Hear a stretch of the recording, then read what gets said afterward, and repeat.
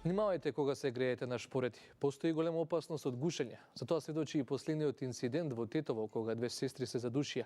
Едната почина, другата се уште е во болница. Како да се превенира? Ја прашувам колешката Мирина Мирчевска. Ми повели.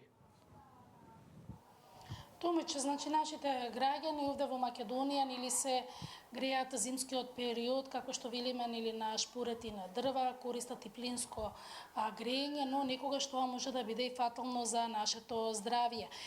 Доктор Петковска, ние известувавме за случајот што беше од Тетовско со едната почината нели затруена, другата е ваша пациентка. Во каква состојба е сега пациентката? Пациентката е сега во стабилна состојба и веруваме дека таа состојба нема да се смени. Сепак пациентката е задржана на обсервација заради можни и накнадни некои компликации во случај на вакво труење.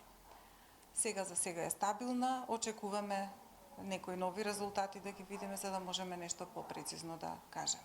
Докторка, во ваква ситуација најголем број од граѓаните се греат на овој систем на грејење. Дали некогаш може да се почувствува, например, некои почетни симптоми на труење со јаглен моноксид со цел нели да се изреагира на време и да не дојде во ситуација каде што мора и болнички да се третираат и не дај Боже да се изгуби живот?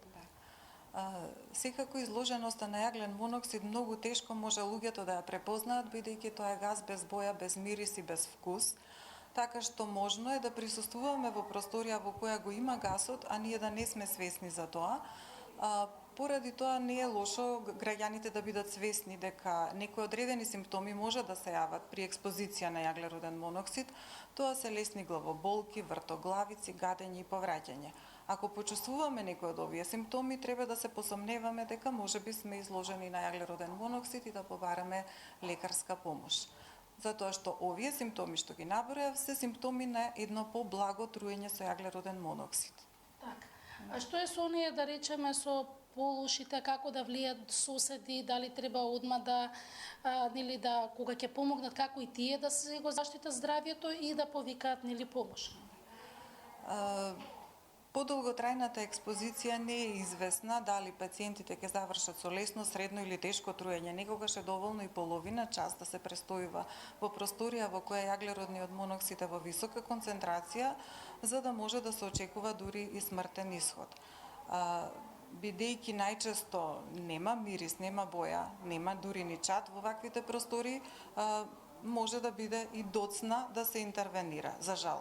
Во секој случај, секој пациент што е најден во ваква просторија со знаци на живот, треба што побрзо да се однесе до најблиската установа за да се пристапи кон соодветната терапија, односно давање на 100% нормобаричен кислород. Така, ви благодарам за гостувањето. Томич, тоа беше доктор Лидија Петковска од клиниката за токсикологија со корисни совети. Пред се мислам дека ќе им послужат и на граѓаните, но и на оние луѓе, нели најчесто во поранешните случаи имаше кога луѓе кои оделе на викенд, во викендици, па имало и труење од јаглен моноксид.